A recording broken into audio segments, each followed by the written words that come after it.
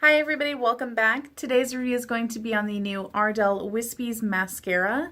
I was super excited to try this, and it was a little bit of a roller coaster of trying to figure out how to use it. So first up, let's just get out of the way. As with most of my mascara reviews now, I will show you at the end of this video what my eye looks like with nothing on it versus 2 coats of the mascara and an up-close picture of the wand. I will also then after that show you my 2 favorite mascaras and what they look like on my eyes. Everything will be linked down below, and that way you can tell that if I like my lashes to look that way with those mascaras, that's why I may or may not like the mascara that I'm reviewing currently.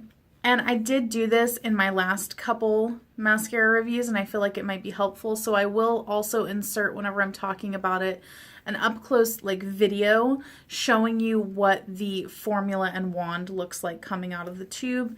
And I think that that's it. Let's go ahead and get started. This is a new mascara. It is available. I got it at Ulta. I don't know if it's available elsewhere. I haven't seen it there yet in other places. This is $14.99. It is not a cheap mascara considering that it's supposed to be drugstore.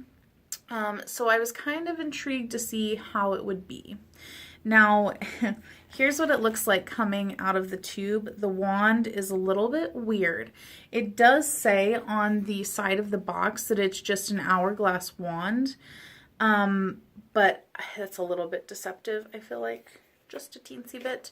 So let's go ahead and look at it right here.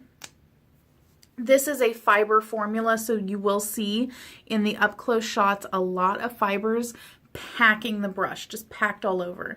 This is a non-silicone wand. It is a traditional bristle type of wand, and you can see that it is somewhat hourglass shaped, but I will say that I think the thing is that it's pretty much uniform from the top to the middle and the middle to the bottom, and then it's just nipped in right at the middle.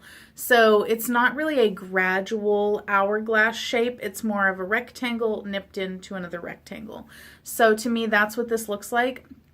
Also, whenever you hold it like this, you can see that there are bristles on the top here, and it's like shaved off where there are no bristles here. Then on the bottom, there are bristles and then shaved off again here. So it's kind of a swooping kind of wand also from one direction, and then the other direction it just looks kind of like an hourglass. So it is a little bit of a weird wand. I don't feel like that really made much of a difference though in terms of application. It was not a terrible wand. Now this does have quite a thick formula, and actually sometimes whenever you bring it up out of the tube, look at how here it's just completely packed with formula over here. So I feel like the little internal stopper in here doesn't really pull off a lot of excess product as consistently as it should, because sometimes you bring it out and it's nicely cleaned off, and other times it's just completely gooped up with mascara. And whenever that happens, you really do have to go in and wipe all of it off, because if you try to go in with all that extra mascara on there, it is a complete mess. And this is kind of an unforgiving formula. Because it is very thick with fibers, it does tend to kind of cement itself onto your eyes. So while a lot of mascaras I feel like are easy to just wipe off with a Q-tip if you get it above your eyelids, this one is a little bit more difficult. You do have to kind of scrub at it a little bit harder. But if you can get past those issues, let's talk about what it actually looks like on your eyes. Now, I love a good one coat mascara because I just love the way that it looks, and it's nice and easy if I'm just wanting to get out the door quickly. This is not a good one coat mascara for me, and I feel like that's because of the fibers in it. I don't particularly have super sensitive eyes, but occasionally fiber mascaras can cause some irritation if I get them too close to the base of my lashes, and then the fibers are poking into my eye as opposed to going with the flow of the lash. And the fibers in this mascara are very long. compared to all of the other fiber mascaras that I've really tried out in like the past year or so, since I ever really started trying the fiber mascaras. They're a little bit shorter. And these, while they're very, very fine fibers, are very long compared to the others. If you compare it to the Voluminous X Fiber from L'Oreal, those fibers, in my mind, I feel like they were at least half of the length of these. So while the thought of an extra long fiber does sound really good because of the length that you can get, it can also cause that extra irritation. So whenever going in with one coat, I have found that after the first few times, I realized you really need to put this from the middle of your lashes and go up to kind of just build a little bit of a coating on your lashes and start to establish some length. Because if you start in with that first coat right up near the base of your lashes, you will get way too many fibers coated up at the base of your lashes, and it will really start to irritate because the fibers do tend to fall out while you are applying. And unlike with the Voluminous X Fiber, where with that, the fibers would fall out while you're applying, but then they would just kind of stay put the rest of the day, this also does flake off throughout the day. Not the mascara itself really, but the fibers will kind of just unstick themselves from the formula, and you will get little fibers all over, and I do have pictures to show that.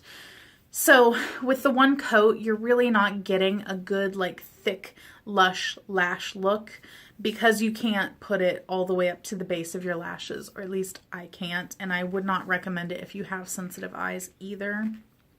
So you really have to go in for the two coats. With the two coats, I don't not love it. I think that it's pretty good, but it does have a tendency to kind of get a little bit clumpy if you don't make sure to wipe off the wand, get all that excess off of there. And you have to be very careful about like rolling through your lashes to kind of comb the wand through it and kind of get everything in order. Because otherwise, if you just go in willy-nilly, it's going to clump up and it's not going to look good. I've had a couple times first starting off where things looked very spidery. And then after I got the hang of it, I was able to get it to where it's more, you know, just naturally long and volumized looking. It's supposed to give you the effect of their Wispies false lashes. And for me, I never really liked those lashes because they were just so ridiculous looking on me.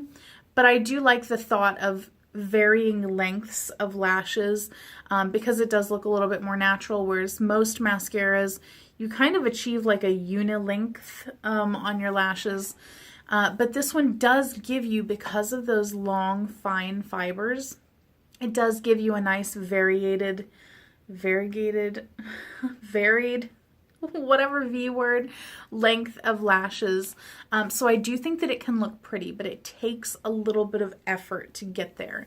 With this mascara, if I'm doing two coats, I really have to devote a solid 10 minutes to doing just the lashes because you really have to go in there and work at them. If you're willing to put the work in though, and you like the way that it looks on me, then this might be the mascara for you because it's by no means terrible, but it's definitely a high maintenance mascara that you do have to work with.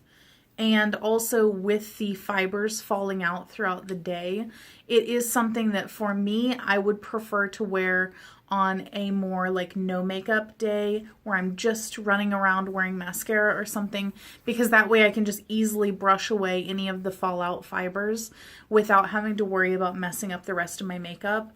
But again, that's going to be something that you and your own personal preference have to kind of decide on whether that would be good for you or not, or whether you would be willing to put up with that. So there you go for that. It's a little bit of a wishy-washy review. I don't think it's terrible by any means. And I don't want to say that I would never repurchase it again because I may very well repurchase it whenever I finish this tube, and I will certainly continue to use the tube of it, but more in a specific capacity, and not really, you know, on a full makeup day. I will only wear it like on a no makeup day, so that way the maintenance is a little bit less of an issue. But I think it's definitely one of those mascaras that will inspire strong feelings one way or another. I will also say though, just real quick about the packaging, is that the Wispies that was on here, it is already fading off, and this has only been open for what, like 3 weeks now, I think. So if you were hoping that the packaging would stay looking nice, well, it's just not going to. And I would feel like for the price that I paid for the mascara, that they would have printed this on here in a print that would actually stay and not get completely wiped off. And it does appear to only be the red that is wiping off, not the silver. So there you go. I hope that you guys liked this review. I hope that it helped you make a decision on whether you would like to buy these or not. But there you go. I will catch you guys next time. Bye.